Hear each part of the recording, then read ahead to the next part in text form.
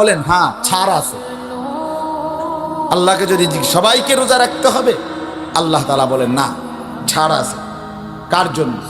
ফামান কানা মিনকুম মারিদান, যে প্রচন্ড অসুস্থ, অভিজ্ঞ, দিনদার, বিবেকবান ডাক্তার বলেছে আপনি রোজা রাখলে আপনার এই রোগ প্রচন্ড আকারে বেড়ে যাবে, ক্ষতির আশঙ্কা, মৃত্যুরও আশঙ্কা, এরকম অতিশয় মারাত্মক ভয়ানক রোগ যার, তার জন্য ছাড় আছে।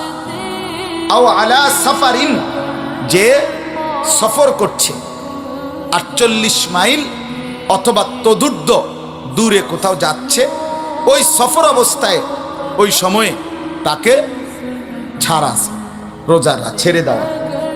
তো আল্লাহ তাআলা বললেন অতিশয় রুগ্ন, অসুস্থ এবং সফর অবস্থায় 48 মাইল, বর্তমানে মনে করেন 78 থেকে 80 কিলোর কাছাকাছি, এই পথে যদি কেউ সফর করে তার জন্য ছাড় আছে। সে ইচ্ছে করলে এই রোজার হুকুম আল্লাহ যেটা ফরজ করলেন সেটা ছাড়তে পারবে। হ্যাঁ, তবে ফাইদ্দাতুম মিন আইয়ামিন উখার, তাকে অন্য সময় হিসাব করে এই কয়টা রোজা কাজা করতে হবে। ওয়া আলাল্লাযীনা ইউতিকুনাহু, আল্লাহ বলেন একেবারে অতিশয় বৃদ্ধ, দুর্বল, অসুস্থ, অক্ষম, যে মানুষটা আর কোনোদিন সুস্থতা, সবল, সক্ষমতা ফিরে পাওয়ার আশা নাই, এতটাই অক্ষম দুর্বল হয়ে গেছে, কোনোভাবেই সম্ভাবনা নাই আর স্বাভাবিক সুস্থতা ফিরে পাবে, রোজা রাখার মতো শক্তি আর পাবে মনে হয় না। বুঝেন নাই কথাটা? এই ব্যক্তির জন্য আল্লাহ বলেন তার জন্য ছাড় আছে। তার ছাড় কিভাবে? সে তো কাজা করলে হবে না, তত কাজা করলে অনে রাখতে পারে, কথা বুঝেন না? হে যদি পরে রাখতে হয় তত অনে রাখতে হয়, পরেই তো রাখবে আর সম্ভাবনা নাই, এই সুস্থতার আসবেই না। তো তার জন্য কি ব্যবস্থা?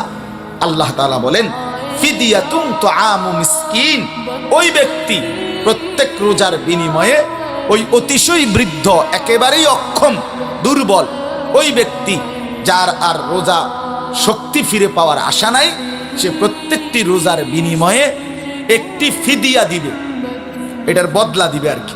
ফিদিয়া মানে বদলা। যেমন কোরআনে আছে ওই ইসমাঈল আলাইহিস সালামের ফিদিয়া দিছে আল্লাহ আরেকটা দুম্বা জান্নাত থেকে পাঠাইয়া। ওই যে জবাইয়ের ঘটনা আছে না, কোরবানির ঘটনা, আল্লাহ যখন কবুল করছে তো পরে ইসমাঈল কি জবাই হয়েছে না, আল্লাহ বলছে ওয়াফাদাইনাহু বিযিবহিন আযীম, আমি ফিদিয়া দিলাম, বদলা দিলাম, আরেকটা কোরবানি দিলাম, মানে আরেকটা প্রাণী জবাই করে দিলাম। তো আল্লাহ বলেন একেবারে অক্ষম, দুর্বল, অতিশয় বৃদ্ধ ব্যক্তি, সে, তার জন্য ছাড় আছে। সে কি করবে? ফিদিয়া দিবে, বদলা দিবে, রোজার বদলা। কিভাবে?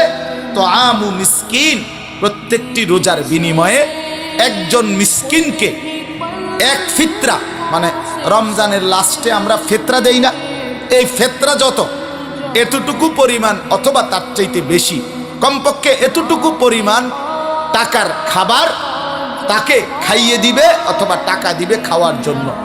এইটা প্রতি রোজার বদলে একটা একটা ফিতরা পরিমাণ, 30 রোজা তো 30টা ফিতরা পরিমাণ টাকা বা খাবার তাকে দিবে এই ব্যক্তির জন্য, এতেই তার রোজার হুকুম আদায় হয়। ও আন তাসুম ফামান তাতাওয়া খায়রান ফাহুয়া খায়রুন লাহু, আল্লাহ বলেন হ্যাঁ, কেউ যদি এক মিসকিনকে না খাওয়াইয়া তার চাইতে বেশি করে, আমার এক ফিতরা আইলো মনে করেন 100 টাকা, তা আমি 100 টাকা দিয়ে আর কি খাইবো বেচারা, 300 টাকাই দিব, ঠিক আছে, আমি একজনকে না, আমি 3 জনকে খাওয়াবো, অসুবিধা নাই। আল্লাহ বলছে যদি বেশি করে থাকে বান্দা ফাহুয়া খায়রুন লাহু, সেটা তার জন্যই উত্তম, তার জন্যই নেকি। বেশি করলে নেকি বেশি হবে কিনা, কথা বলেন না কেন?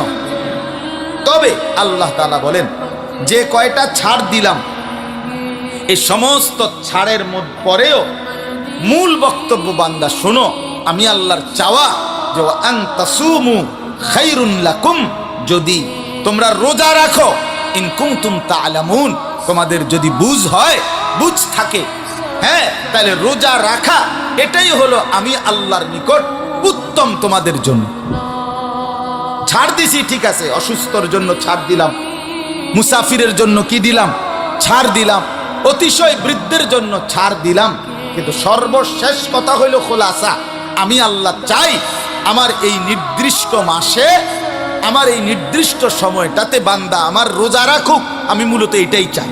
আচ্ছা যদি ছাড় নাও তো নিলা, কিন্তু উচিত চেষ্টা করা কি রাখতে, রাখতে না ছাড়তে। ছাড়নের সুযোগ কম টোয়া, রাখার সুযোগ কম। কথা বুঝছে না? 900 কম টোকা, আর কোনো কি বুদ্ধি আসেনি হুজুর? কথা বুঝছেন কিনা? অসংখ্য মানুষ আপনার তো মনে করে এটা, মনে করে যে হুজুর রে টাকা 100 দিছি 200 দিছি, হুজুর কত যায় ঝামেলা বুঝেন তো, আপনার গমত ক্যারির মাঝারিনি। হ্যাঁ বুঝেন না কথাটা? ধরেন কিছু খাইয়েন, মানে সেটা আপনি ক্লিয়ার রাখেন, বেহেস্তারি এবার আর এটা 200 দিয়া বা 100 টাকা দিয়া ইমাম সাহেবে এই ওনার সুদ ঘুষ বিড়ি সিগারেট টেলিভিশন সাইজে গাইল্লা যে কথা কথা সিটারি বাটপারি এই সব মাফ করাইয়া বেহেস্তে আবার রুম লওয়া, বেহেস্তে সেটিং দেওয়া, এটা 200 দিছে। কত বড় বেইনসাফি কথা! 200 টাকা দিয়া বেটা কেমনি এগুলো মিলাইবে? কিভাবে সম্ভব? আস্তাগফিরুল্লাহ, আস্তাগফিরুল্লাহ।